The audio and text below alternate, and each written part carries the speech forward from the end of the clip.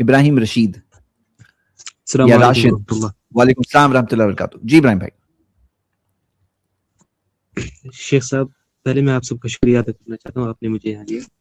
اس کے بعد سوال یہ ہے کہ پرسوں میں آپ کی سٹریم دیکھ رہا تھا جہاں شیخ کفایت نے کہا کہ جو عامی اتباع کرتا ہے اپنے بزرگوں کی کہے یا اماموں کی کہے اسے ہم تقلید نہیں کہتے. تو میرا سوال یہی ہے, شاید آپ کو سوال سمجھ آ گیا ہو کہ جو عامی اتباع کرتا ہے اسے اکثر علماء تقلید ہی کہتے ہیں. شیخ ابن تیمیہ نے اسے تقلید کہا ہے, اور یہ واضح بات ہے کہ جب ایک عامی مفتی صاحب کے پاس جاتا ہے, مولوی صاحب کے پاس جاتا ہے, وہ کہتا ہے مفتی صاحب اس مسئلے کا حل کیا ہے, وہ یہ نہیں کہتا کہ مجھے دلیل دے دیں, وہ صرف حل چاہتا ہے اور دلیل کے بنا اس کی اتباع کرتا ہے. گویا تو اس نے تقلید کر لی, تو اب اس تقلید کو تقلید کہنے میں ہمیں کون سا ایشو ہے, یہ سوال ہے میرا. بائی دی وے یہ کلیئرفائی کر لوں کہ میں اہل حدیث ہی ہوں, اور اس تقلید کو ابھی تک تو تقلید سمجھ رہا تھا, اور سوال ہے اب آپ کے لیے ممکن ہے آپ اس پر وضاحت. یہ تھوڑا نا, یہ جو لاسٹ میں آپ نے جملہ کہہ دیا بڑا اچھا لگا آپ کا سوال, لیکن آخر میں جو یہ کہہ دیا میں اہل حدیث ہوں نا, یہ مجھے ٹھیک نہیں لگا. اہل حدیث اگر آپ کہہ کے سوال کرتے ہو نا, تو آپ, میری گزارش ہے کہ آپ چہرہ دکھا دو, آپ اپنی ویڈیو آن کر دو, باقی آپ پہلے حدیث بول کے سوال مت کرو, ہم آپ کو جواب دیں گے. کتنے لوگ ہماری اسٹریم میں آتے ہیں. ہاں جی جی یہ آپ چلیے بولیے سوال دہرائیے, تھوڑا سا دہرائیے جو آپ نے سوال یہ ہے کہ سوال یہ ہے کہ جس دیکھیں پہلے تو ہو گیا شیخ الاسلام وائس اوکے دیکھیے جس طرح شیخ الاسلام ابن تیمیہ نے اس چیز کی وضاحت کی ہے, میں سمجھ گیا, میں آپ کا سوال سمجھ گیا. اب آپ جو ہے ویڈیو بند کر سکتے ہیں. مسئلہ یہ ہے کہ جو حنفی حضرات ہیں وہ امام ابو حنیفہ رحم اللہ کا مسئلہ, امام ابو حنیفہ رحم اللہ کی قبر میں جا کے ان سے ڈائریکٹ پوچھ کے نہیں آتے. آپ غور سے سنیے گا, وہ پوچھتے ہیں مفتی طارق مسعود جیسے لوگوں سے, مفتی طارق مسعود, مفتی تقی عثمانی صاحب وغیرہ وغیرہ سے. تو اس کو تقلید کیوں نہیں کہتے؟ یعنی یہ تقلیدی جو دنیا ہے, جب یہ اپنے مذہب کے اندر امام صاحب کے قول تک یا مفتابی قول تک جانے کے لیے جو یہ ایک سال کا مفتی فتویٰ کا جو ٹریننگ کورس کر کے جو بیٹھے ہوئے ہیں مفتی حضرات, جو مفتی اپنے آپ کو لگاتے ہیں نا, 1-2 سال کا ٹریننگ کورس رہتا ہے مفتی, ان مفتیوں سے مسئلہ پوچھتے ہیں, تو ان سے ان کی عوام جب مسئلہ پوچھتی ہے تو یہ ان کی تقلید کیوں نہیں کہلاتے ہیں؟ یہ اس کو ذرا سا واضح کریں آپ. میرا جو سوال ہے نا, امید ہے کہ سمجھ گئے ہوں گے. یعنی ایک پھر سے دوہرا دیتا ہوں, ایک عامی شخص اگر, ایک منٹ تھوڑا سا آواز آ رہی, میں 1 منٹ. ہاں, میں یہ کہہ رہا تھا کہ اگر کوئی اہل حدیث عامی اپنے کسی اہل حدیث عالم سے مسئلہ پوچھ لے, وہ عالم اپنا اجتہاد بھی نہیں کر رہا ہے, صحابہ کرام کا بتا رہا ہے, قرآن و حدیث سے بتا رہا ہے, پھر بھی دنیا کہتی ہے یہ تقلید ہو گئی. تو میرا سوال یہ ہے کہ یہی کام تو تقلیدی عامی اپنے گروپ میں کر رہا ہے, یعنی اپنے علماء سے پوچھ رہا ہے. ایسا نہیں ہے کہ جو مقلدین ہیں وہ ڈائریکٹ امام ابو حنیفہ رحم اللہ سے, یا جنہوں نے مفتہ بھی قول ڈکلیئر کیا ان سے جا کے پوچھ کے آتا نا, وہ اس وقت کے جو مفتیان ہیں جنہوں نے کورس کر کے رکھا ہے 1 سال کا 2 سال کا, اس کورس والے ڈگری والے مفتیوں سے یہ لوگ سوال کرتے ہیں. تو میرا سوال یہ کہ ان سے پوچھنا یہ تقلید کیوں نہیں, یعنی یہ مفتی طارق مسعود کے مقلد کیوں نہیں ہوئے؟ اس چیز کو, اس پروسیس کو آپ تقلید کیوں نہیں کہتے؟ اسی پروسیس سے اہل حدیث گزر رہا ہے, قرآن و حدیث سے ڈائریکٹ جا رہا ہے, وہ اللہ کے رسول کے قول کو لینا چاہتا ہے, اسی پروسیس کو فالو کرتے, اس کو آپ کہتے تقلید ہے. اور یہی دیوبندی, بریلوی, یہ حنفی, یہ سب کے لوگ اسی پروسیس کو فالو کرتے ہوئے امام ابو حنیفہ رحم اللہ تک پہنچتے ہیں.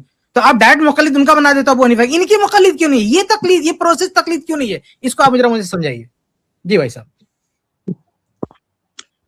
دیکھیں, میں جس طرح آپ کے سوال کو سمجھا, میں نے جس طرح آپ کے سوال کو سمجھا, میں یہی کہوں گا کہ بھائی یہ شخص جو ہے یہ مفتی طارق مسعود سے فار ایگزامپل فتویٰ پوچھتا ہے, مفتی طارق مسعود اسے وہی جواب دیتا ہے جو امام ابو حنیفہ کا قول ہو یا حنفیوں کے نزدیک صحیح قول ہو.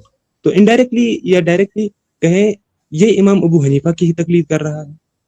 اب میرا سوال جو تھا وہ حقیقت, وہ بس رک جائیے. یہ جو مفتی طارق مسعود سے پوچھ رہا ہے وہ عامی ہے, اسے نہیں پتا کہ مفتی طارق مسعود امام ابو حنیفہ کا بتائیں گے کہ کہاں کا بتائیں گے, مفتہ بھی کس کا بتائیں گے, کس کا, اسے کچھ نہیں پتا. تو میرا سوال یہ کہ امام ابو حنیفہ رحمہ اللہ کا مقلد کیسے ہو گیا؟ اگر یہی چیز تقلید ہے تو اس کو مقلد ہونا چاہیے مفتی طارق مسعود صاحب کا. آپ اس پروسیس کو اگر تقلید کا نام دیتے ہیں تو یہ پروسیس ان کو مقلد بنا دے گا امام مفتی طارق مسعود کا. امام ابو حنیفہ کا مقلد کیسے بن گیا ہو؟ یہ بات جی جی بتائیے, بولیے.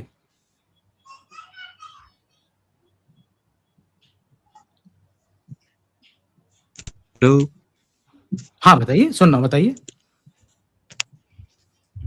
جی بھائی صاحب. ہاں ہلو, آپ کی آواز نہیں آ رہی. آپ کی آواز آ رہی تھی, یہ آواز تو آ رہی نا. آپ جی جی جی, سوال میں نے سنا نہیں. میں نے یہ کہا ہے کہ جس عمل کو یا جس پروسیس کو آپ تقلید کہہ رہے ہیں کہ ان کو فلاں فلاں تقلید کہتے ہیں, وہ پروسیس جب تقلیدی گروپ میں نچلے پیمانے پر ہوتا ہے, یعنی جیسے آج کے جو مفتیان ہیں, مفتی طارق مسعود صاحب, مفتی تقی عثمانی صاحب وغیرہ وغیرہ, تو ان سے علماء جاہز صاحب فتویٰ پوچھتے ہیں. تو ان سے جو فتویٰ پوچھتے ہیں تو اس پروسیس, اگر یہ پروسیس ہی تقلید ہے تو ان سب کو ان کا مقلد ہونا چاہیے جو آج زندہ ہیں, کیونکہ ظاہر سی بات ہے کہ حضرات نہ تو امام ابو حنیفہ رحمہ اللہ کی قبر سے مسئلہ پوچھ کے آتے ہیں, نہ جن لوگوں نے مفتہ بھی فتاوی ڈکلیئر کیا ہے کہ یہ مفتہ بھی ہے, لاک کیا, وہ بھی مر چکے ہیں, دنیا سے جا چکے ہیں, ان سے بھی نہیں پوچھتے. بلکہ بعض مسائل تو ایسے ہیں جس میں مفتی تقی عثمانی صاحب بھی بیو کے مسائل ہیں, بہت سارے مسائل کا خود کا اجتہاد ہے. یعنی جو نوازل ہیں, نوازل میں حنفی دنیا آج خود بھی اجتہاد کرتی ہے. تو میرا سوال یہ ہے کہ یہ علماء سے مسئلہ پوچھنا, آج جو لوگ با حیات ہیں, اگر اہل حدیث عامی کسی سے مسئلہ پوچھتا ہے اپنے علماء سے, آپ کہتے ہو تقلید ہے, یہی عمل اور کس کا مقلد ہے؟ جیسے اگر آج کسی نے پوچھ لیا جو ہے کسی دکتور نسیم سے, تو کہہ دیں گے دکتور نسیم کی تقلید ہو رہی ہے. تو بھائی مفتی طارق مسعود سے ان کی عوام پوچھ رہی ہے, وہ تقلید کیوں نہیں ہے مفتی طارق مسعود صاحب کی؟ وہ مفتی طارق مسعود صاحب کی تقلید کیوں نہیں ہے؟ میں تو اس معاملے میں آپ کے ساتھ ہوں نا, میں تو اس معاملے میں آپ کے ساتھ ہوں. نہیں, آپ جو سوال پوچھ رہے ہیں سوال بنتا ہے, ہاں, اور شیخ نے وہ ایک الگ طریقے سے ایکسپلین کیے. میں آپ کو بس ایک بات بتاتا ہوں جو ہم لوگ اسٹریم میں کئی بار دہرا چکے ہیں. شیخ نے یہ بتایا کہ اپنی انہوں نے کتاب کا بھی آرٹیکل, جو ان کا ویب سائٹ کا بھی آرٹیکل ہے, کہ تقلید میں 4 چیزیں ہیں جو تقلید کے نام میں آتی ہے.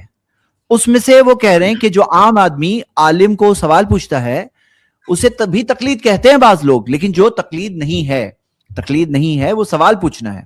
تو یہ ٹرمنالوجی پہ جھگڑا کر کے کیا فائدہ, اب جب تک آپ بات سمجھ رہے ہو, ہاں, اس پہ ہم آبجیکشن بھی میری بات نہیں. زید بھائی, یہ جو بات کی کیٹیگری ہے نا, تھوڑا سا ایک منٹ, یہ جو زید بھائی نے پیش کیا میں تھوڑا سا وضاحت کر دوں. یہ جو چوتھی کیٹیگری ہے نا, یہ کیٹیگری ان کے یہاں نچلی سطح پہ پائی جاتی ہے, لیکن یہ لوگ اس کو تقلید نہیں بولتے ہیں. یہ جو چوتھا مسئلہ ہے نا, کس تقلید کرنا, یہ کب دیتے ہیں؟ یہ جب اہل حدیث علماء یا ان سے کوئی بات کرنے لگتا ہے اس کو مقلد بول دیتے ہیں, لیکن خود ان کے یہاں وہ پروسیس فالو ہو رہا ہے, لوگ تقلید نہیں بولتے اس کو. یعنی اس میں جو ہے دوہرا معیار ہم کو دکھ رہا ہے تقلیدی دنیا میں دوہرا معیار دکھ رہا ہے. یعنی اسی پروسیس کو ایک جگہ تقلید کریں, ایک جگہ تقلید نہیں کریں, ایسا نہیں ہونا چاہیے. میرا وہ سوال جو میں نے اٹھایا اس کا جواب دے میرے بھائی آپ. شیخ میں یہی بات کہہ رہا تھا کہ یہ جو آخری کیٹیگری ہے, ہم اسے تقلید کیوں نہیں کہیں گے؟ میں ان 3 کیٹیگری آپ نہیں کہہ رہے ہو, میں ان 3 کیٹیگریز میں آپ کے ساتھ وہی ابھی تک میں کیا بات, آپ بھی نہیں کہہ رہے ہو. نہیں, آپ خود نہیں تقلید کہہ رہے ہو. آپ کہاں کہہ رہے ہو تقلید؟ اس آخری کیٹیگری کو تقلید آپ کہاں کہہ رہے ہو؟ آپ بھی تو نہیں کہہ رہے ہو نا. آپ کہاں کہہ رہے ہو؟ میں نے جو سوالات اٹھائے ہیں میرے بھائی سنو, میں نے جو سوالات اٹھائے ہیں, مفتی طارق مسعود صاحب سے پوچھنے والا مفتی طارق مسعود کا مقلد کیوں نہیں ہوگا؟ کدھر آپ اس کو مقلد مان رہے ہو؟ خود نہیں مان رہے ہو. آپ مان رہے ہو؟ میں نے اس بات کا جواب ابھی نہیں دیا. اس بات کا جواب میں یہ کہتا ہوں کہ بھائی وہ تو پوائنٹ ہی ہے حنفیوں کا غلط. وہ تو حنفیوں کا وہ پوائنٹ ہی غلط ہے کہ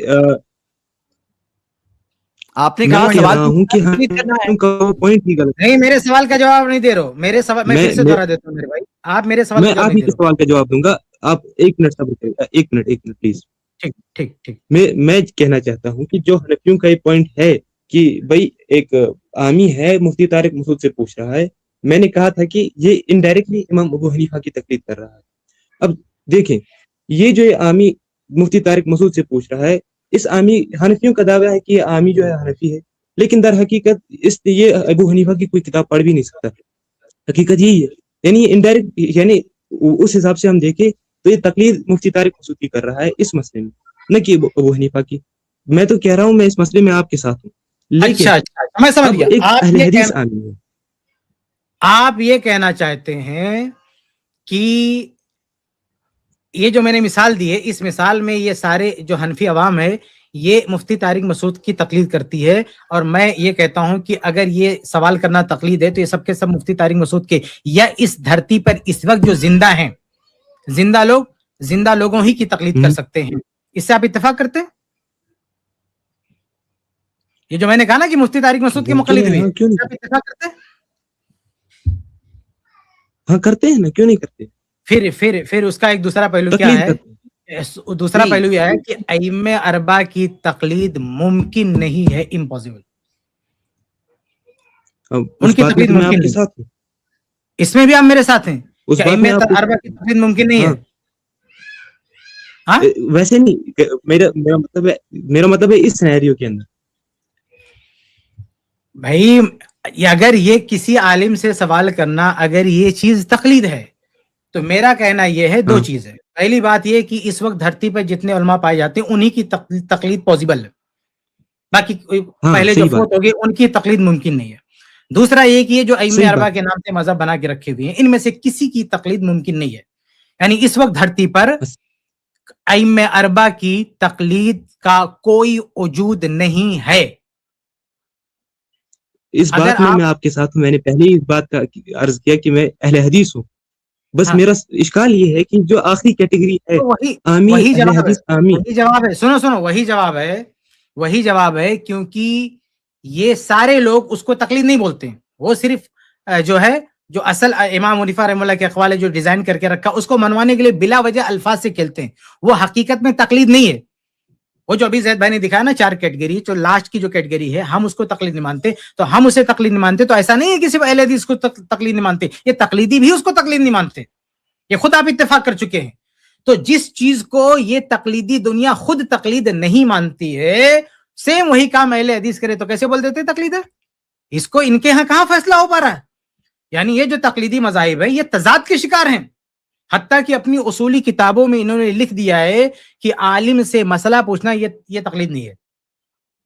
जब इन्होंने डिक्लेयर कर दिया है, मेंशन कर दिया है, वजाहत कर दिया है कि आलिम से मसला पूछना तकलीद नहीं है, तब वो क्यों उसको कहते हैं तकलीद? ये जो दोहरा डबल जो मेयार इनका दिख रहा है ना, ये काबिल एतराज है। तो ऐसा नहीं कि हम सिर्फ इसको तकलीद नहीं मानते, ये लोग भी नहीं मानते। और एक अहम बात ये कि आप कह रहे हैं कि इसको, इस अल्फाज को, चलो ठीक है, आप शायद सोच रहे हो कि ठीक है वो नहीं मानते हैं, आप भी नहीं मानते हो। तो फिर मेरा सवाल क्या है कि फिर अइम्मे अरबा की तकलीद मुमकिन ही नहीं है। फिर ये क्यों दावा करते हैं कि हम अइम्मे अरबा के मुक़ल्लिद हैं? यानी ये दावा क्यों है? जितने तकलीदी लोग हैं ना जो कहते हैं कि अहले हदीस मुक़ल्लिद है, अपने आलिम से सवाल करता है, हम जब कहते हैं कि तुम भी अपने आलिम से सवाल करते हो, उसके मुक़ल्लिद क्यों नहीं है? बोलते नहीं। अरे भाई तो फिर, और अगर जब बात जवाब नहीं बनता तो कहते हैं हम भी जो है मानते हैं कि ये जो है ये तकलीद है। तो फिर भाई अइम्मे अरबा की तकलीद का तो जनाजा निकल गया ना, तकलीद तो गई, तकलीद तो मुमकिन ही नहीं है। यानी पुराने लोगों की तकलीद पॉसिबल, इस वक्त धरती पर कोई मुक़ल्लिद पाया नहीं जाता। तो अहले तकलीद ये बात मानेंगे? आप कह रहे हो आप अहले हदीस हो, लेकिन क्या तकलीदी दुनिया आपकी बात मानेगी? तकलीदी दुनिया बात मानेगी कि अइम्मे अरबा की तकलीद आज नहीं हो रही है? किफायत भाई शायद ये कहना चाहते हैं। जी बोलिए। हाँ, ये जिस एंगल से ये बात कर रहे हैं, तकलीदी दुनिया इनके साथ में प्रॉब्लम ये होती है कि अहले हदीस बन के कोई जो है बात करने आता है।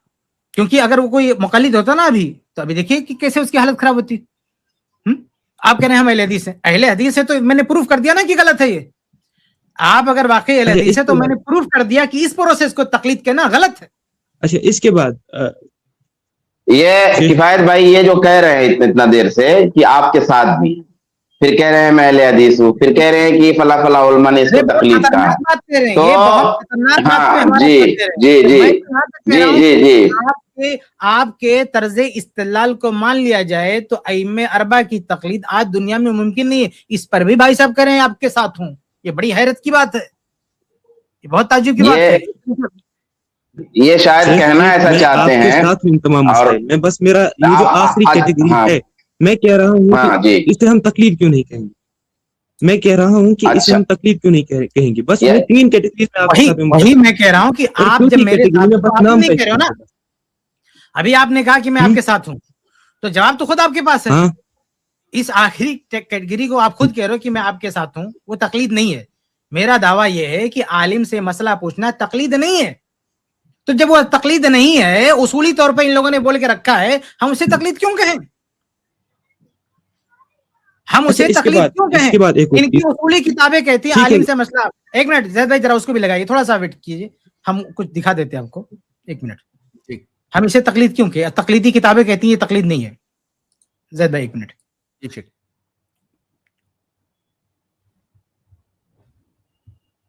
شعبان بھائی تب تک آپ اپنی بات رکھ دیجیے. میں یہ کہہ رہا تھا کہ غالباً یہ کہنا چاہتے ہیں یہ کہ جو عامی علماء سے سوال کرتا ہے سارے لوگ اس کو تقلید کہیں, یعنی وہ تقلید ہے. اور نہ تو ائمہ اربعہ کی تقلید ممکن ہے, نہ تو امام ابو حنیفہ رحمۃ اللہ علیہ کی گویا وہ تقلید کر رہا ہے. جو عالم زندہ ہے اس کی وہ تقلید کر رہا ہے, اور اسی طرح سارے لوگ زندہ علماء کی تقلید کر رہے ہیں. اور یہ گویا یہ کہنا چاہتے ہیں کہ یہ بات علماء نے لکھی ہوئی ہے, یہ ایسا شاید کہنا چاہتے ہیں, ہو سکتا بھی تصدیق کرے. تو اس میں کئی باتیں ہیں. ایک بات تو یہ ہے کہ ہم اس کو تقلید نہیں کہتے اور نہ تو یہ تقلید ہے, یہ پہلی بات ہے. یہ بہت ہم لوگ واضح کر چکے کہ کسی عامی کا کسی مفتی سے سوال کرنا نہ تو ہمارے نزدیک تقلید ہے, نہ خود مقلدین کے نزدیک تقلید ہے. کفایت بھائی ابھی حوالہ لے کے آئیں گے. پہلی بات. دوسری بات یہ ہے کہ علماء میں سے جن علماء نے عامی کا مفتی سے سوال پوچھنا اسے تقلید کہا ہے, وہ آپ کے موقف پہ نہیں ہے, پھر وہ اس والے موقف پہ ہے, یعنی وہ اس کو مانتا ہے مقلد, امام ابو حنیفہ کا, امام شافعی کا, امام احمد بن حنبل کا. ایک طرف تو وہ مقلد مانتا ہے اس کا, اور دوسری طرف اس عامی کا, اس عالم سے سوال پوچھنے کو جو ہے وہ تقلید بھی کہتا ہے. تو یہ بھی اس کا مسئلہ رانگ ہو گیا. دوسرا یہ ہے کہ اس کی بات ہی غلط ہے. جس بھی عالم نے یہ بات کہی نا کہ عامی کا سوال پوچھنا عالم سے, اس کی بات ہی صحیح نہیں ہے. اور جن لوگوں نے کہہ دیا ہے کہیں, وہ تعبیر کا اختلاف ہے, یعنی حقیقت میں ان کی مراد اس سے وہ تقلید ہے ہی نہیں جو ہم مراد لے رہے ہیں, وہ صرف تعبیر کا اختلاف ہے. تو 3 باتیں ہیں اس میں. 2 باتیں بطور خاص یہ ہیں کہ وہ تعبیر کا اختلاف ہے, اور اسی طریقے سے ایک بات یہ ہے کہ ان کی بات ہی صحیح نہیں ہے. ان کی بات ہی صحیح نہیں. اگر انہوں نے اس کو تقلید کہا ہے تو ان کا تقلید کہنا درست ہی نہیں ہے. حقیقت دونوں کے ہاں ایک ہے. حقیقت ہمارے یہاں بھی موجود ہے, حقیقت ان کے یہاں بھی موجود ہے. عامی ہمارے یہاں بھی مفتی سے سوال پوچھے گا, عامی اس عالم کے یہاں بھی مفتی سے سوال پوچھے گا, یہ حقیقت ہے. اب صورت جو ہے اس کا جو نام دینا ہے, اس کا وہ نام تقلید بولتے ہیں, ہم اس کو تقلید بولتے ہی نہیں ہے. تو اس لحاظ سے ان کی بات ہی غلط ہو گئی. جی شیخ یہی میرا سوال ہے. ایک منٹ آپ سن لو, ایک چیز دکھا دیتے ہیں کہ یہ جو اصولی کتابیں ہیں ان لوگوں کی, اس میں کیا لکھا ہوا ہے کہ رجوع العام الى المفتی والقاضی الى العدول لیس هذا الرجوع نفسه تقلیدا. یہ رجوع کرنا تقلید نہیں ہے, یعنی کسی عالم سے اگر کوئی مسئلہ پوچھتا ہے تو یہ تقلید نہیں ہے. تو جب اس چیز کو, اس پروسیس کو ان کی اصولی کتابیں, نیچے اسکرین دکھائیے عزت بھائی, ان کی اصولی کتابیں یہ جو ہے ڈسکلیمر دے چکی ہیں کہ یہ چیز تقلید نہیں ہے, تو بھائی آپ کیوں اس کو تقلید کہتے ہیں؟